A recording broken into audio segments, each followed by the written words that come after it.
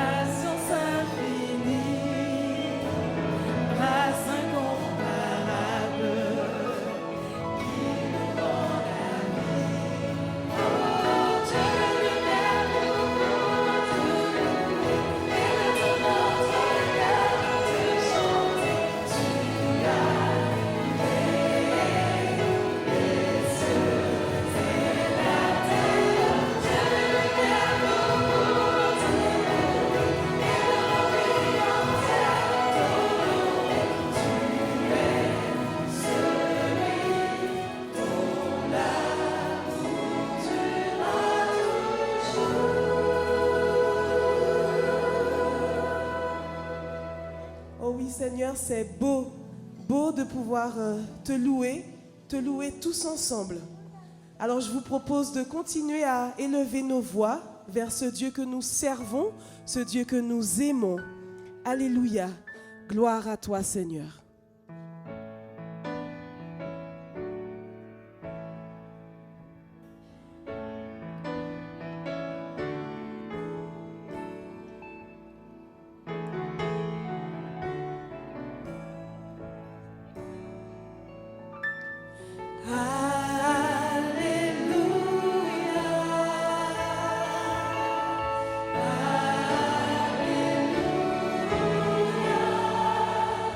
Gloire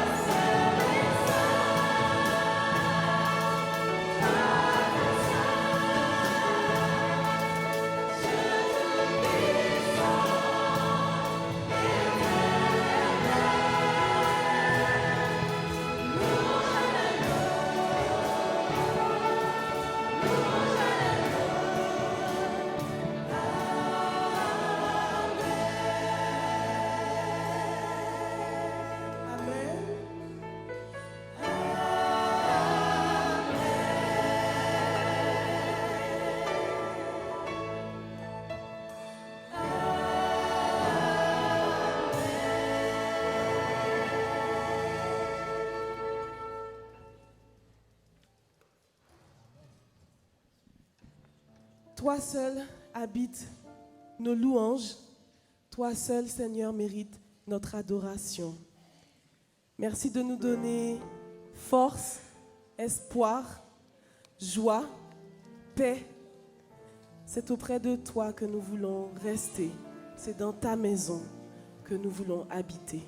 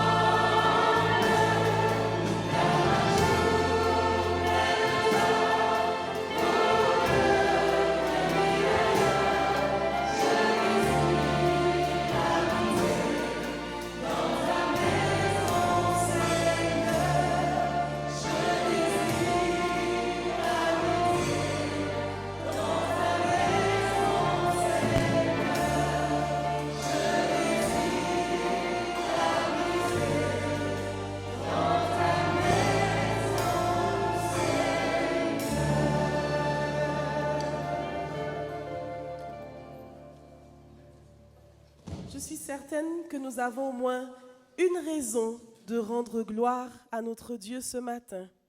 Alors je vous invite à repenser à 7 ou 6 raisons, 6 expériences dans lesquelles nous avons vu l'action de Dieu dans notre vie. Et je vous invite vraiment à chanter ce chant avec beaucoup de joie, beaucoup de force, et qu'ensemble nous puissions dire gloire à Dieu, que ce chant puisse retentir ici dans notre église de Collonges.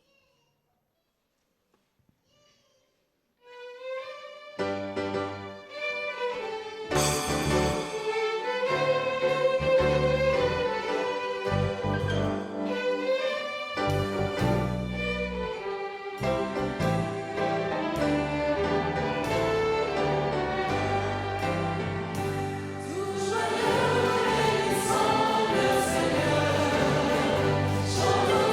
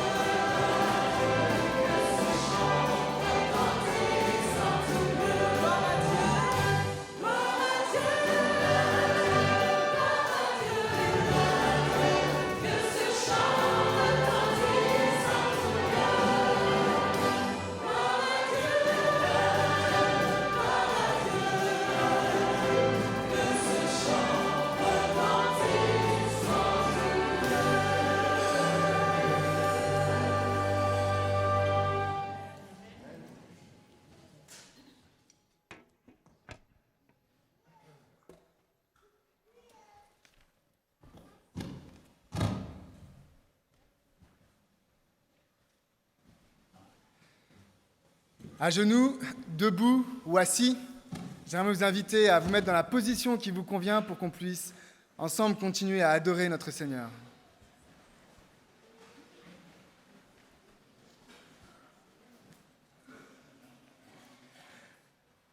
Seigneur éternel, notre Dieu, notre Père, venez à moi, tu nous dis dans ta parole, venez à moi, vous tous qui avez faim et soif. Nous sommes venus ce matin, Seigneur, nous sommes venus le cœur plein de joie, peut-être le cœur plein de tristesse. J'aimerais te demander ce matin que tu bénisses l'Assemblée, Seigneur, cette Assemblée qui est présente ici et toutes les personnes qui nous suivent. Seigneur, que tu puisses remplir nos cœurs de joie, de paix, d'amour, parce que c'est ce que tu nous promets dans ta parole. Nous avons, Seigneur, dans les semaines vécu des choses, joyeuses ou pas, tristes parfois. Et j'aimerais te demander, Seigneur, oui, que tu viennes nous consoler, que tu viennes nous réconforter, et que nous puissions célébrer ton sabbat, Seigneur. Car c'est l'ordre que tu nous donnes dans ta parole, de venir célébrer ton sabbat. Oui, mon Père, que tu puisses faire cela ce matin, en chacun de nous, que tu puisses venir démontrer ton amour dans nos cœurs.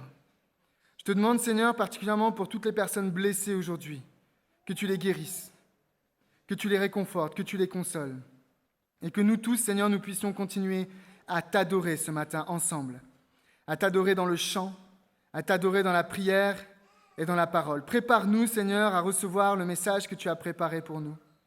Prépare nos oreilles spirituelles, Seigneur, à recevoir un enseignement, que nous puissions sortir de là transformés, que personne d'ici ne puisse repartir comme il est arrivé, mais que nous puissions recevoir la bénédiction que tu as pour nous. Oui, Seigneur, nous t'avons béni dans nos chants, et nous demandons que tu nous bénisses en retour, que tu nous fasses du bien, que tu nous diriges dans ton royaume et vers toi. C'est la grâce, Seigneur, que je te demande, dans le saint nom de Jésus-Christ. Amen.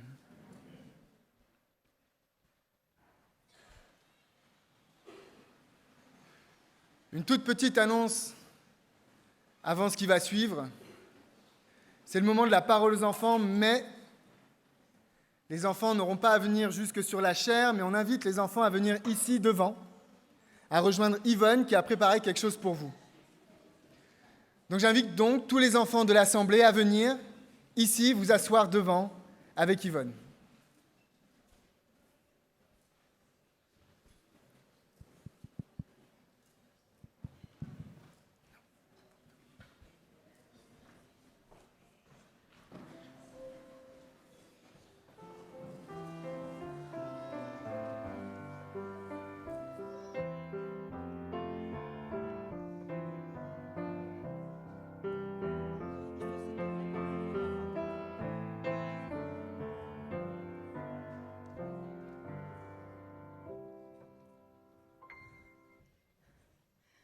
Bonjour les enfants, vous allez bien?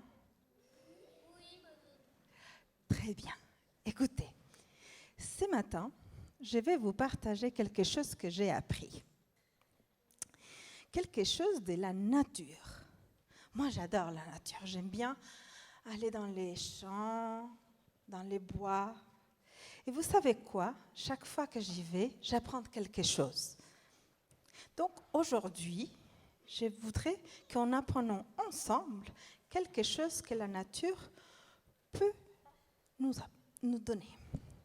Alors, pour ça, comme en plus j'aime bien faire des expériences, je vous promets, ça ne va pas exploser. J'aime bien faire des expériences. On va faire une expérience ensemble. Regardez, ici, j'ai quoi? Je montre pour tout le monde. C'est une céleri. Ça sent bon. Vous voyez? Il est croquant. Et vous savez quoi? Dieu l'a créé comme ça. Très beau. Odorant. Super, super bon. Mais vous savez qu'est-ce qui se passe si nous, on laisse le céleri comme ça? On ne le touche pas. Il va pourrir, il va mourir. Pour qu'il ne pourrisse pas, et même il faut faire attention, il ne faut pas le laisser non plus très longtemps, on doit des fois, désolé, je vais vous montrer, on doit des fois mettre dans l'eau, vous voyez, là il y a un verre d'eau transparent, propre, regardez. Je peux même la boire. Elle est bien propre. Si on met un bout de céleri dedans, regardez. Elle reste comme ça. Je vais mettre un bout de céleri dans mon autre verre. Est-ce que l'eau est pareille? Elle est quoi? Elle est bleue. Vous voyez? Pour être très honnête, je ne vais pas faire la même chose. Je ne vais pas la boire.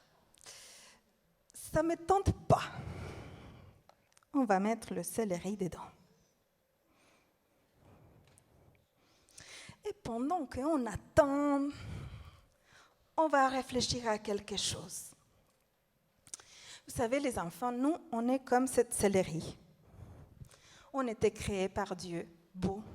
Vous voyez? Il est beau, il est parfumé, il est odorant, il est parfait. Mais si on s'éloigne de l'eau,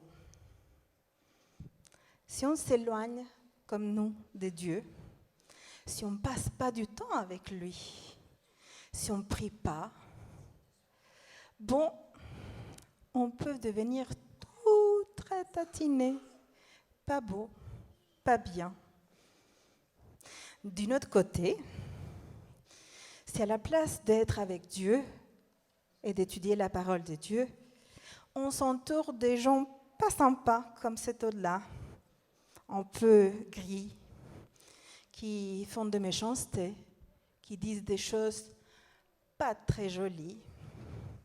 Si on lit des bouquins qui ne sont pas appropriés pour nous, si on regarde des programmes à la télé qui, des fois, disent des mots pas sympas, vous savez qu'est-ce qui peut arriver? Je vais vous montrer, parce que malheureusement, on ne voit pas trop là. Mais je laissais un bout de céleri toute la nuit. Regardez. Dans l'eau rouge cette fois-ci, comme ça on le voit bien. Regardez, qu'est-ce qui est arrivé? Il a séché un peu, et en plus de ça, il est devenu tout rouge.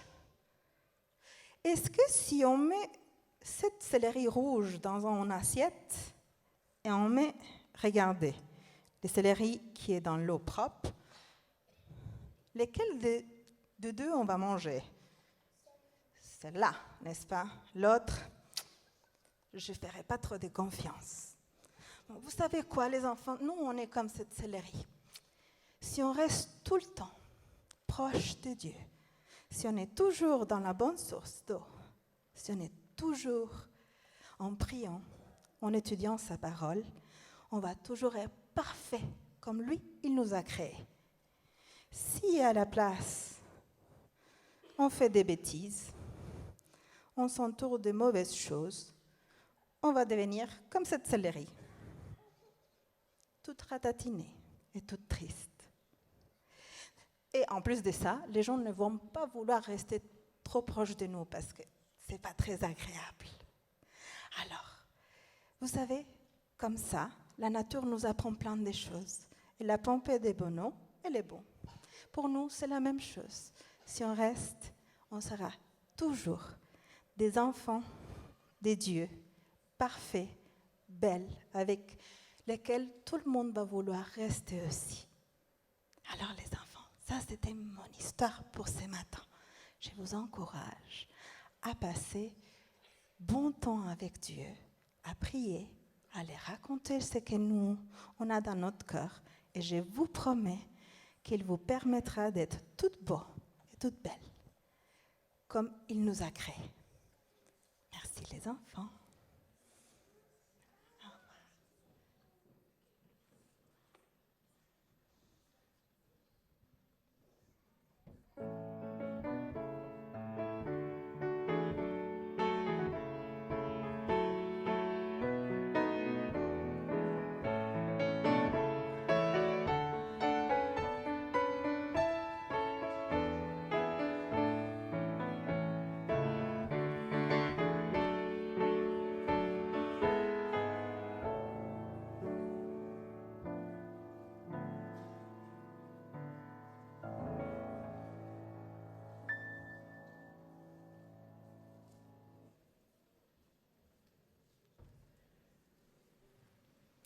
Bonjour à tous. Le texte d'aujourd'hui se trouve dans Jean 21, les versets 15 à 17.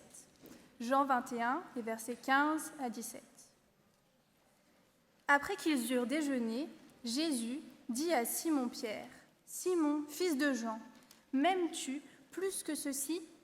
Il lui répondit, « Oui, Seigneur, tu sais bien, toi, que je suis ton ami. » Jésus lui dit, « Prends soin de mes agneaux. » Il lui dit une deuxième fois, « Simon, fils de Jean, m'aimes-tu » Pierre lui répondit, « Oui, Seigneur, tu sais bien, toi, que je suis ton ami. » Jésus lui dit, « Sois le berger de mes moutons. » Il lui dit pour la troisième fois, « Simon, fils de Jean, es-tu mon ami ?» Alors Pierre fut attristé de ce qu'il lui avait dit pour la troisième fois, « Es-tu mon ami ?» Il lui répondit, « Seigneur, toi tu sais tout. Toi tu sais tout. Tu sais bien, toi, que je suis ton ami. » Et Jésus lui dit, « Prends soin de mes moutons. »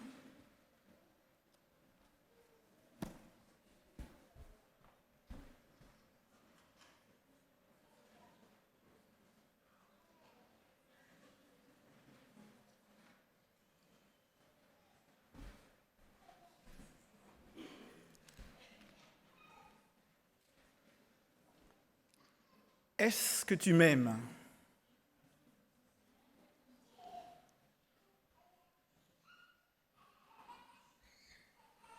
Ce matin-là, le soleil se levait à peine sur l'horizon et Jésus était près de la mer de Tibériade, entouré de quelques disciples autour d'un feu. Et là, avec ces quelques disciples, Jésus mangeait en silence. Contrairement à ce qu'il faisait d'habitude, les disciples étaient silencieux et personne ne posait de questions. Le silence était rythmé uniquement par le crépitement des flammes et par le clapotis des vagues qui venaient s'échouer les unes après les autres sur le rivage. Et alors que tous mangeaient en silence, Jésus va interrompre ce silence en regardant Pierre. Il l'interpelle directement. « Simon, fils de Jonas, est-ce que tu m'aimes ?» Vous imaginez les regards des autres disciples qui se tournent vers Pierre, se demandant pourquoi Jésus décide d'interpeller ainsi Pierre directement par une telle question. Pierre, lui-même surpris, répond « Oui, Seigneur, je t'aime. » Et alors que tout le monde se posait la question de savoir pourquoi Jésus avait ainsi interpellé Pierre, Jésus va à nouveau poser la question à Pierre. « Simon, fils de Jonas, m'aimes-tu » Pierre va répondre une deuxième fois par l'affirmative, alors que Jésus s'apprête pour une troisième fois à lui poser encore la question. « Simon, m'aimes-tu »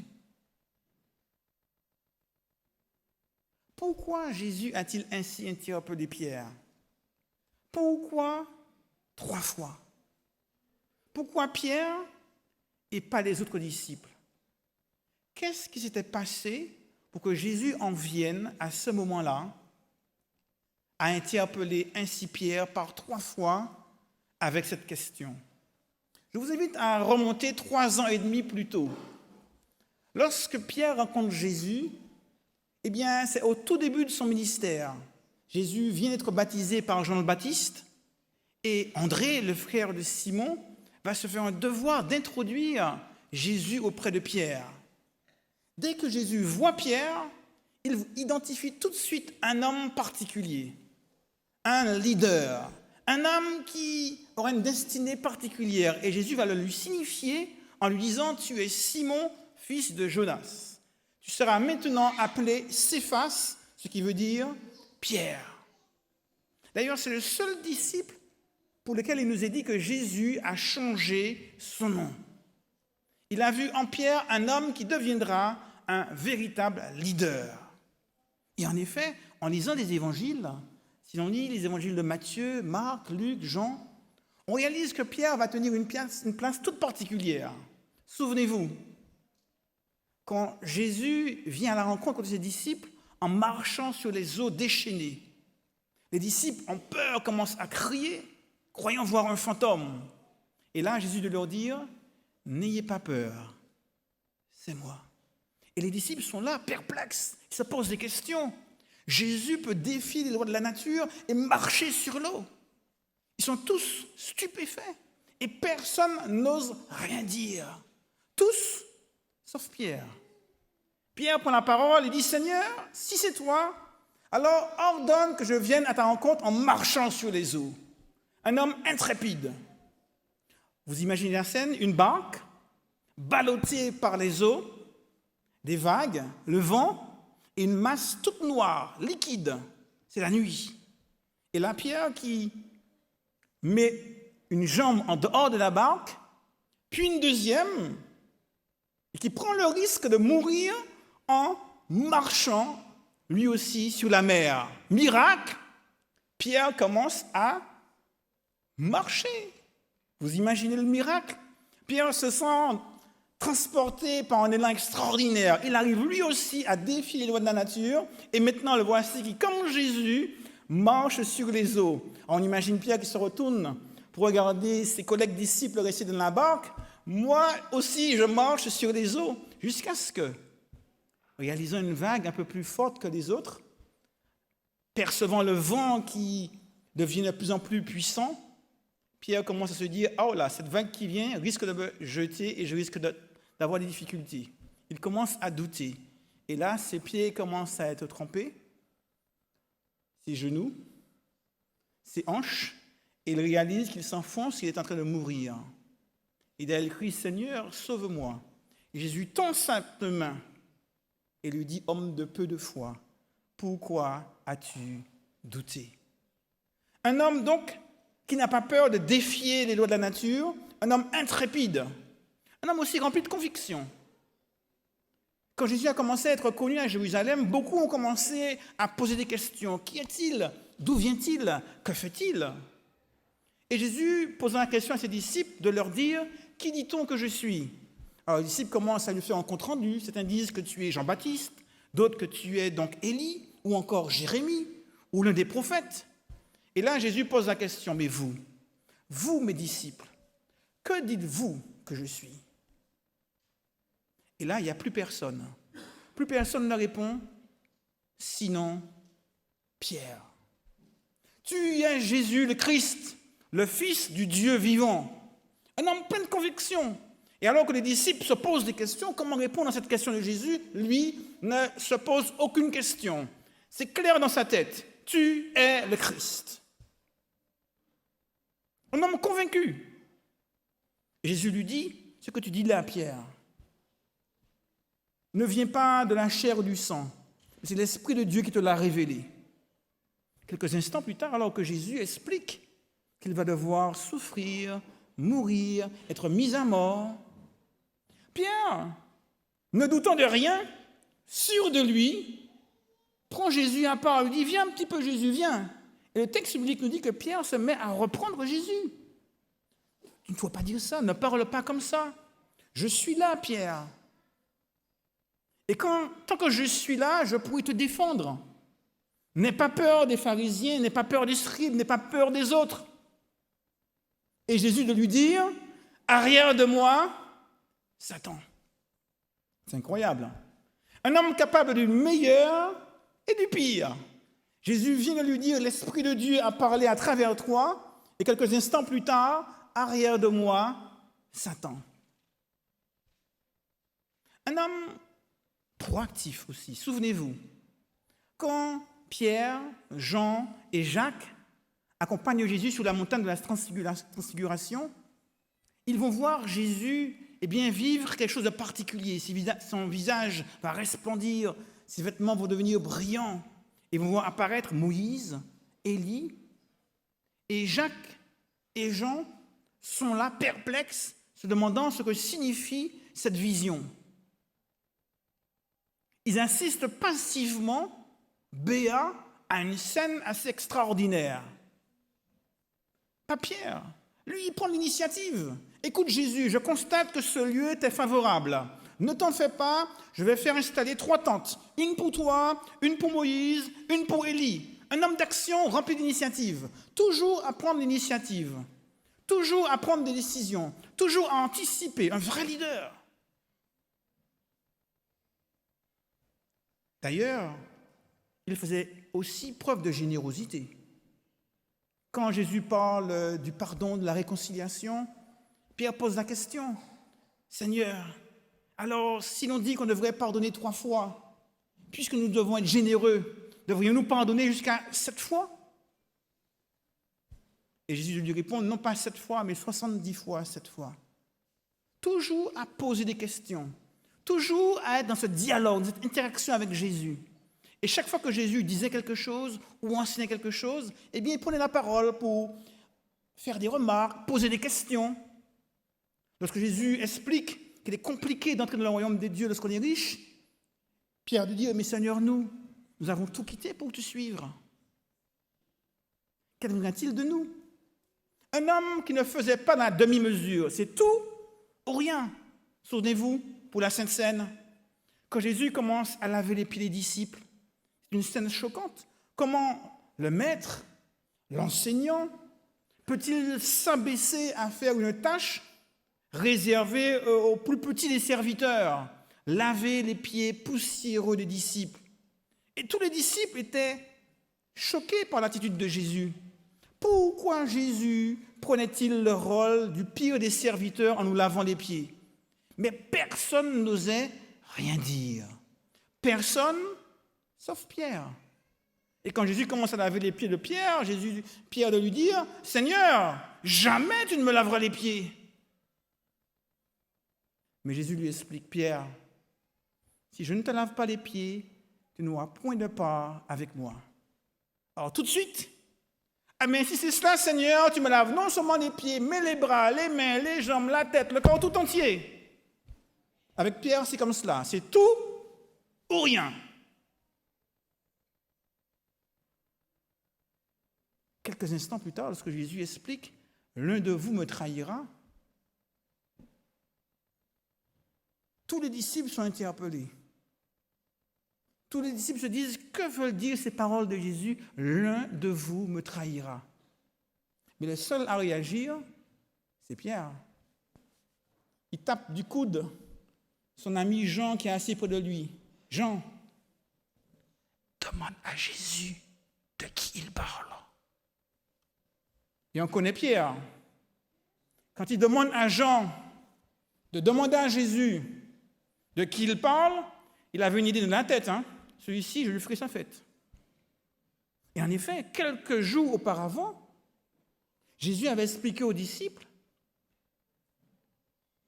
« Je serai arrêté, je serai maltraité, et parce que je serai victime des autres, vous serez, vous, perturbés.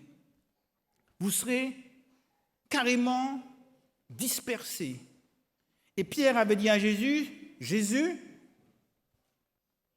même si tous ces disciples que tu vois là t'abandonnent, moi, Pierre, je ne t'abandonnerai jamais. Je suis prêt à mourir pour toi. » Et il y croyait dur comme fer. Un homme authentique, vrai, entier, décidé, prêt à tout pour celui qu'il aime, qu'il veut servir et qu'il veut suivre. Même si les autres sont prêts à te renier, à te trahir, sache que tu peux compter sur moi. Je suis à tes côtés et jamais je ne te laisserai tomber. Et Jésus de dire à Pierre, « Pierre, avant que le coq ne chante, tu m'auras renié 3 fois. »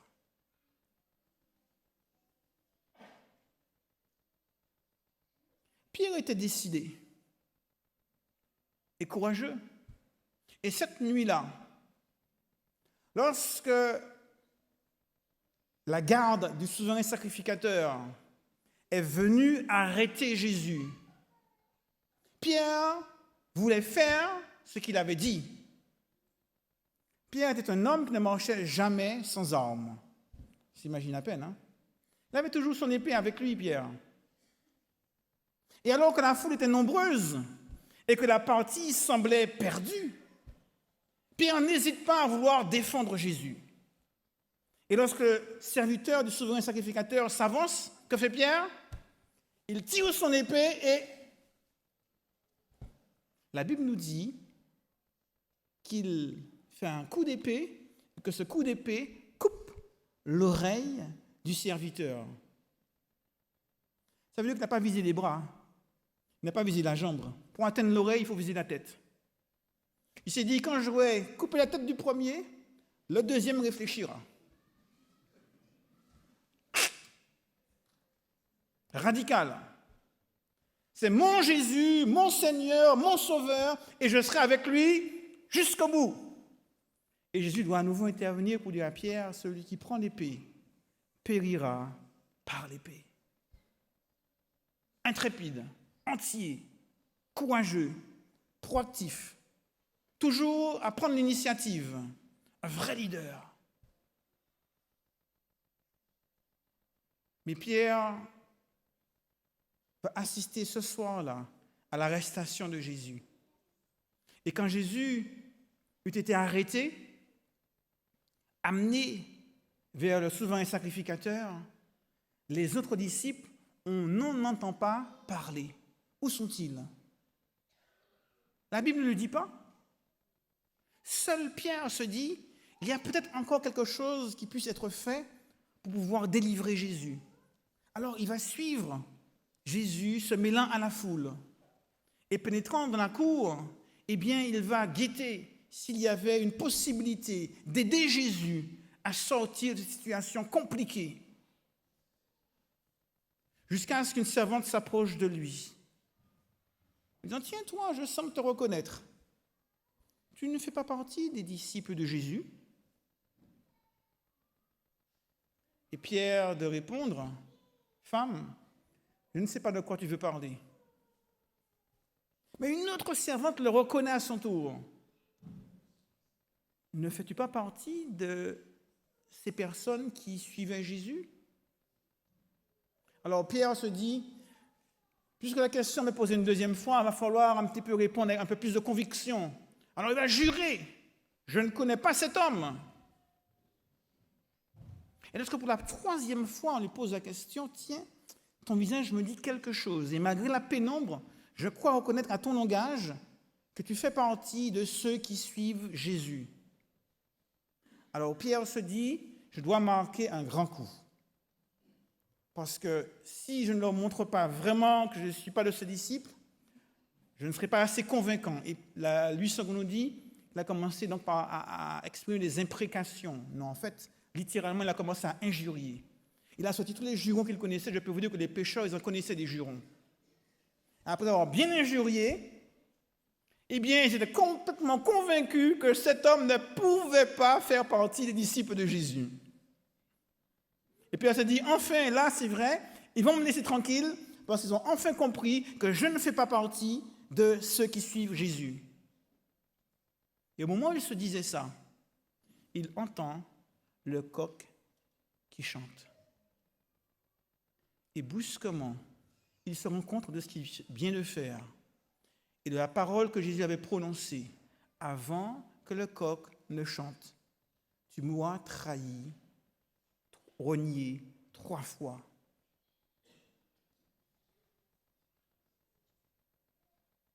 Le texte biblique nous dit que Pierre est sorti et qu'il a commencé à pleurer amèrement.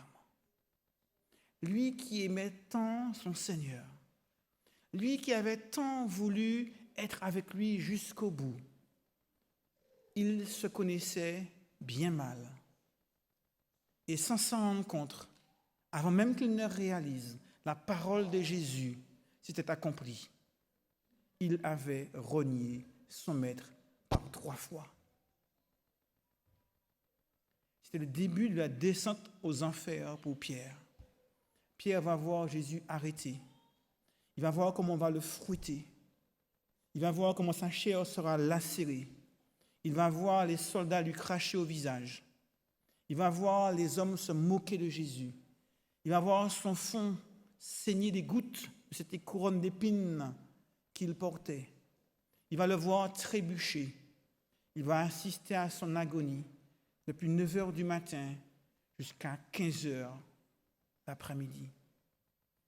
Pierre n'arrivait pas à comprendre ce qui se passait. N'était-ce pas le Messie, le Fils de Dieu, loin, celui que Dieu avait envoyé? N'a-t-il pas fait tant de miracles, tant de démonstrations de sa force, de sa puissance, de qui il est? Comment peut-il se laisser faire? Comment Dieu peut-il rendre cela possible? Pourquoi Dieu laisse-t-il faire? Où sont les anges? Que fait le Père? Où est Dieu alors que son Fils, son Messie, son Christ est en train d'agoniser jusqu'à la mort? Pierre est tellement déçu de lui-même. Lorsqu'une personne qui nous est chère est décédée, on pense aux dernières paroles, aux derniers mots, aux dernières actions vécues avec cette personne. Et là, Pierre pensait à ce dernier regard, lorsqu'après avoir renié son maître, il avait croisé celui de Jésus. Ces dernières paroles. Et Pierre s'en voulait tellement. Pourquoi n'ai-je pas été là pour mon Seigneur au moment où il fallait? Peut-être aurais-je pu témoigner en sa faveur si j'avais accepté de dire que je faisais partie de ses disciples. Et toutes sortes de questions venaient à son esprit. Ce vendredi soir, Pierre n'a pas trouvé le sommeil. Et j'imagine qu'il avait du mal à dormir. Peut-être même qu'il s'est levé et qu'il a commencé à marcher parce qu'il n'arrivait pas à dormir. Et toute la journée du samedi, eh bien, s'est passé dans la même angoisse, dans le même questionnement, dans la même incompréhension. Que s'était-il donc passé? Il y a à peine moins d'une semaine, c'est l'entrée triomphale à Jérusalem.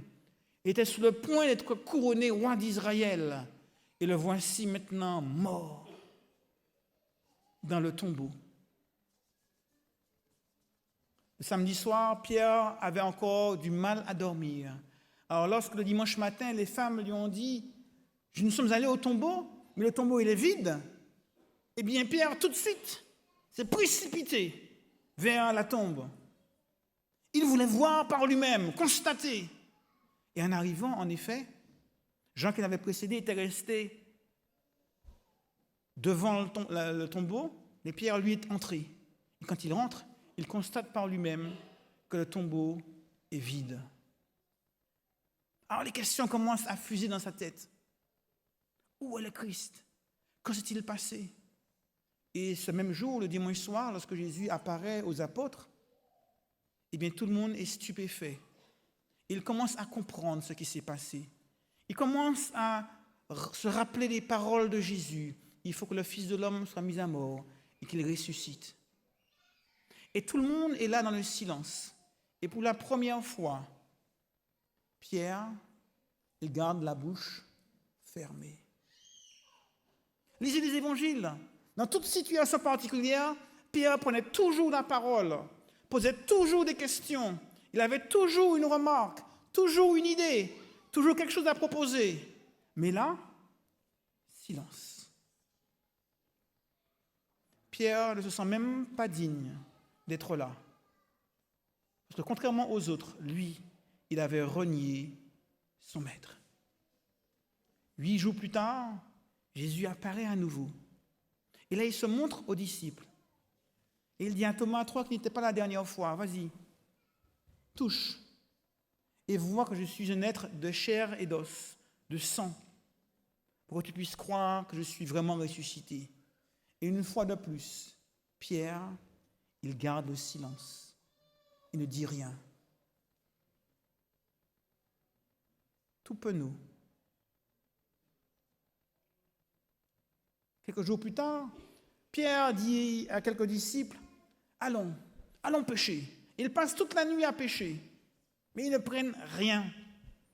Et alors qu'ils rentraient à peu près à 70 mètres du rivage, un homme étant sur la plage leur dit « Mes amis, avez-vous du poisson ?» « Non, je n'ai pas de poisson. » Alors jetez le filet de l'autre côté de la barque. Et en jetant le filet, ils prennent 153 gros poissons. Et là, à la vue de ce miracle, ils reconnaissent la personne de Jésus. Et Jean dit à Pierre, « Pierre, c'est le Seigneur !» Et Pierre, comme un enfant qui attend des cadeaux, qui attend un jouet, qui attend son papa, il ne peut même pas attendre que la barque retourne sur le rivage, alors que les disciples sont en train de faire des efforts pour remonter le filet plein à craquer. Eh bien, Pierre, il ne s'inquiète même pas de ses camarades, ni des poissons, ni du filet. Il ne peut même pas attendre que la barque arrive sur le rivage. Il met ses vêtements, se met sur le bord du bateau et il plonge. Et il nage pendant 70 mètres. C'est bizarre ça. Comme s'il a une hâte d'être avec Jésus. Il ne peut même pas attendre que la barque arrive. Et là, quand il arrive près de Jésus, il ne dit rien. Comme un enfant tout penaud. Et Jésus les invite à s'asseoir et à manger. Il ose à peine regarder Jésus, parce qu'il sait ce qu'il a fait. Il sait que Jésus sait ce qu'il a fait. Il y a un non-dit entre les deux. Pierre ne se sent plus digne d'être disciple. Il ne se sent plus digne d'être apôtre, parce qu'il s'était déçu lui-même. Son monde s'était écroulé. Et alors qu'avant cette situation, il était tout plein d'énergie, d'initiative, de questions, là, il ne pouvait plus rien dire, plus rien faire. Il restait maintenant dans le silence, parce qu'il savait que la relation entre lui et Jésus était remplie de questions, de non-dits. Une situation dont il n'avait jamais parlé. Alors Jésus regarde en Pierre, lui pose la question. M'aimes-tu de l'amour agapé? Cet amour désintéressé, profond, qui est prêt à aller au sacrifice. Tu avais dit, Pierre, même quand tous les autres t'abandonneraient, moi, je ne t'abandonnerai pas. Je suis prêt à mourir pour toi. Alors maintenant, Pierre, réponds à la question. M'aimes-tu de l'amour agapé plus que les autres?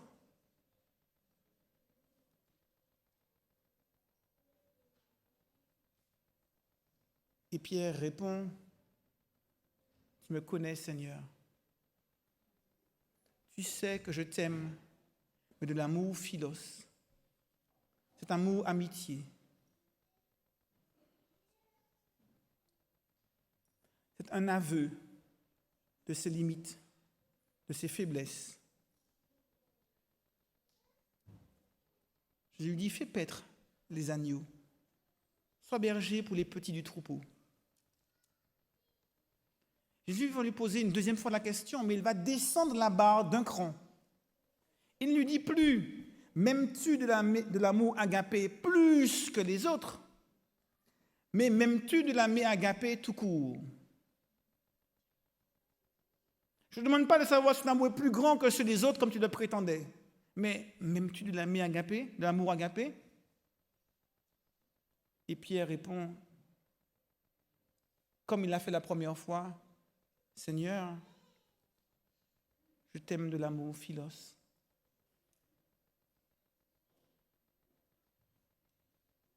Pierre avait appris à travers cette expérience à se méfier de lui-même. Et il avait compris ses propres limites, ses propres faiblesses. Alors de même que Pierre avait renié Jésus 3 fois, en allant toujours plus loin, femme, je ne sais pas de quoi tu parles. La deuxième fois, il va prêter serment, il va jurer. La troisième fois, il a même injurié. Là, Jésus, par 3 fois, va descendre à la rencontre de Pierre. Il va baisser une fois de plus, d'un cran, la question. Puisqu'il y avait un décalage entre la question et la réponse. Et cette fois-ci, Jésus va montrer à Pierre qu'il est prêt à descendre jusqu'à son niveau, en changeant la formulation de sa question. Ce n'est plus « m'aimes-tu de l'amour agapé plus que les autres ?» Ce n'est plus « m'aimes-tu de l'amour agapé tout court ?» mais « m'aimes-tu de l'amour philos ?» Il montre à Pierre qu'il est prêt à se mettre à son niveau et à accepter ce que Pierre a à lui offrir. Pierre est triste. Et Pierre dit au Seigneur, tu vois, Seigneur, j'aurais aimé t'aimer de l'amour agapé plus que les autres. J'aurais aimé t'aimer de l'amour agapé tout court. Mais je découvre en moi que je n'ai que de l'amour philos à t'offrir. Et le peu que j'ai, je te l'offre. Je t'aime, Seigneur, d'un amour qui aurait besoin d'être plus grand, plus profond, plus immense.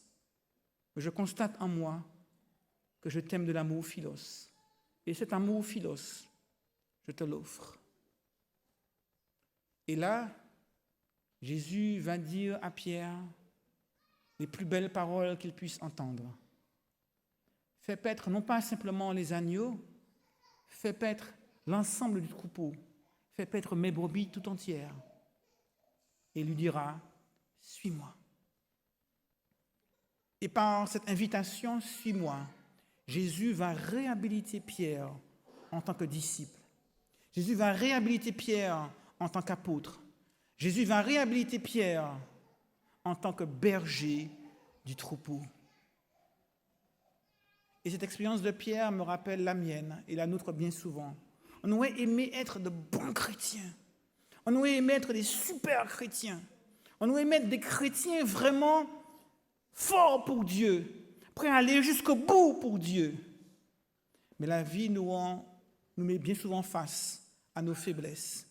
Et on se rend compte que l'amour que nous avons pour Dieu n'est pas aussi grand que nous l'aurions souhaité, que nous l'aurions voulu. Mais tout comme Pierre, Jésus nous dit, je suis prêt à me mettre à votre niveau.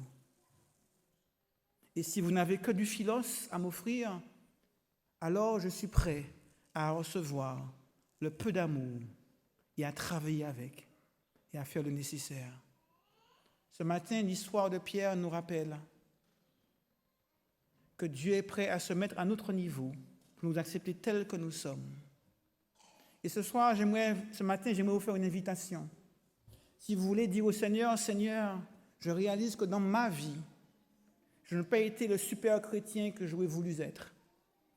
Je n'ai pas été à la hauteur de ce que j'aurais désiré. Mais le peu que j'ai ce matin, Seigneur, je veux te l'offrir pour que tu en fasses ce que toi tu veux. Alors je vous invite à vous mettre debout, ce qui est le désir, et nous prierons ensemble. Une manière pour nous de dire au Seigneur, je veux te donner le peu d'amour qu'il y a en moi, mais je veux te l'offrir. Alors c'est votre désir de faire cette prière, je vous invite à vous mettre debout et nous prierons ensemble.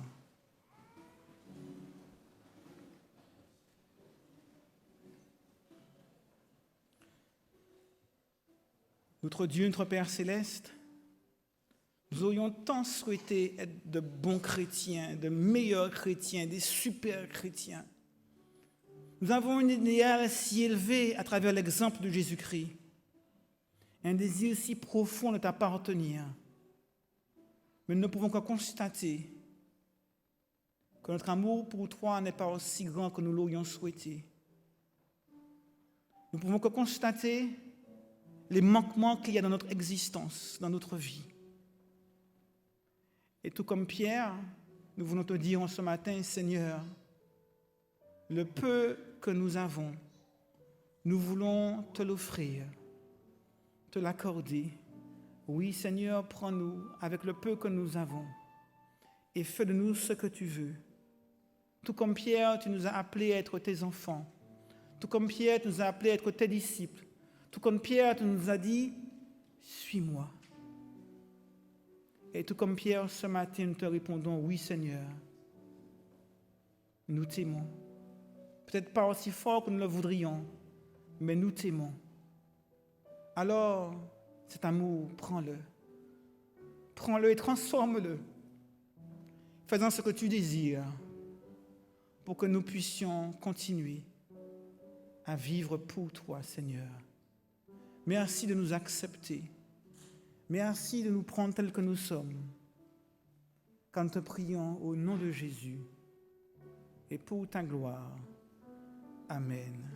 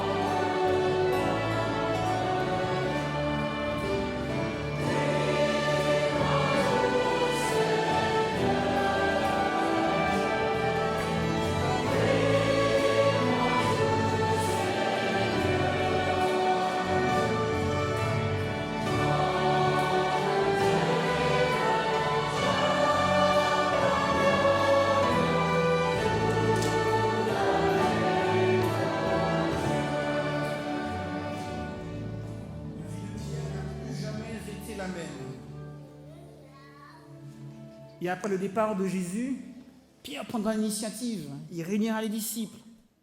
Choisissons un 12e homme en remplacement de Judas. Et le jour de la Pentecôte, c'est encore Pierre qui se lève, qui prêche. La Bible nous dit qu'il y eut 3000 baptêmes. Et lorsqu'avec Jean, il se rendait au temple, voyant un homme boiteux, paralytique, Pierre de lui dire « Je n'ai ni argent, ni or, mais ce que j'ai, je te l'offre. Au nom de Jésus-Christ, lève-toi et marche. » Et cet homme a marché. La Bible nous dit que Pierre va encore prendre l'initiative de prêcher. Il sera témoin devant le Sanhédrin, témoin devant les chefs politiques, témoin devant les responsables religieux. Et lors de sa deuxième prédication, la Bible nous dit qu'il y eut 5000 baptêmes. Luc nous rappelle que Pierre était devenu un homme tellement zélé pour l'Évangile, engagé dans la foi, que lorsqu'il passait, son ombre suffisait à guérir les malades. Il est devenu un chef incontesté, un leader extraordinaire pour la cause de l'Évangile, pour la cause de son Seigneur, pour la cause de son Jésus. Il n'avait pas donné grand-chose à Jésus. Je n'avais pas d'agapé à t'offrir au Seigneur. Je n'avais juste que du philos.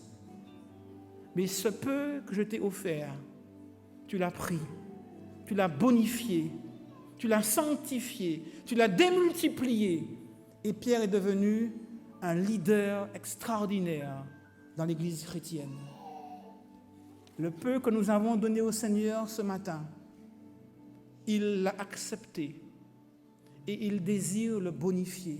Et il le bonifiera encore pour que par nos vies, celles et ceux qui nous entourent soient illuminés par la présence de Christ dans nos familles, dans nos cœurs.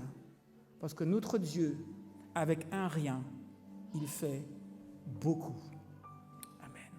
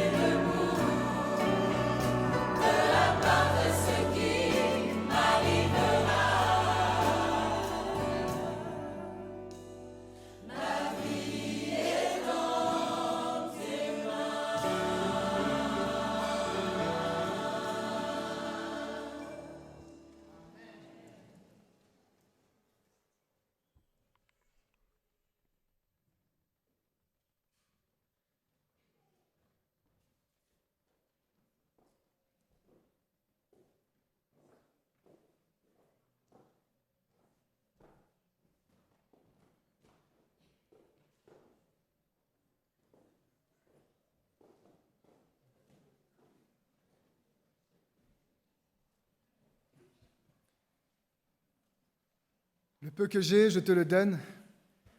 Merci Jean-Jacques pour ce rappel. Merci Jean-Jacques pour cette invitation. Nous pouvons continuer à nous donner à Dieu et nous pouvons aussi le faire avec des offrandes et des dîmes volontaires, que j'espère volontaires de votre part.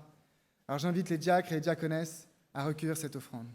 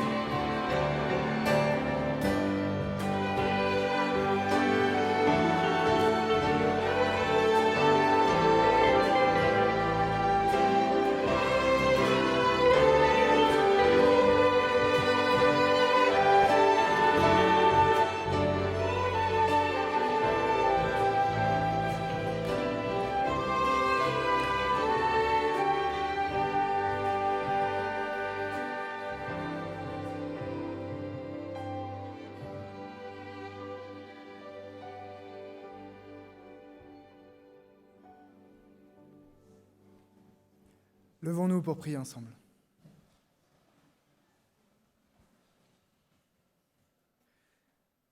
Seigneur éternel, nous voulons tout te donner, voulons nous donner entièrement à toi. Merci Seigneur de nous donner les moyens d'avoir ces offrandes et ces dîmes à te rendre. Mais Seigneur, ce que nous voulons, c'est que tu nous prennes tout entier et que nous puissions être consacrés à toi, consacrés à ton service et remplis de ton amour. Oui, exauce Seigneur la prière de Jean-Jacques, que nous puissions comme Pierre recevoir de toi et avec le peu que l'on a, Seigneur, pouvoir te servir, parce qu'on sait que le peu que l'on a, avec cela, Seigneur, tu fais des grandes choses. Merci pour cela. Sois béni, Seigneur, et merci pour tes bénédictions. En Jésus-Christ, Amen.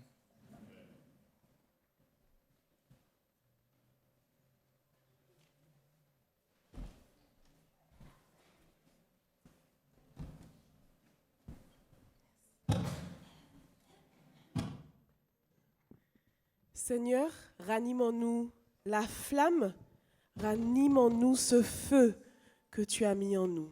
Manifeste ta présence dans nos vies à tous.